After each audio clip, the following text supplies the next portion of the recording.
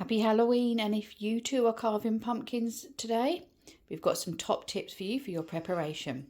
So the first thing is, what you want to do is when you are cutting a hole in your pumpkin, do it from the bottom.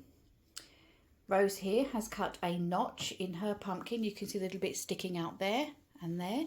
That makes sure that it can go together very well. When you're scooping out, the handiest instrument to use is a ice cream scoop. This really gets through the flesh. Now, another tip is have some bowls ready. This one here is just for the general stringy gubbins and all those bits inside. And then we've saved some seed that we are going to flavour and roast. There's many flavours you can do, sweet and savoury.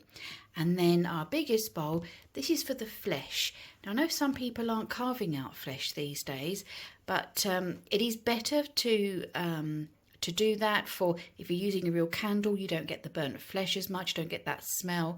You won't get as much sweating from the pumpkin as it's been carved in our nice warm homes. And also it's just really delicious.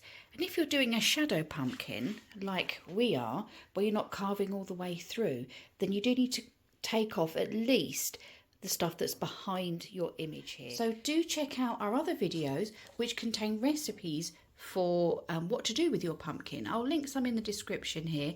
Do let me know if you give them a try, and most importantly, have a happy Halloween.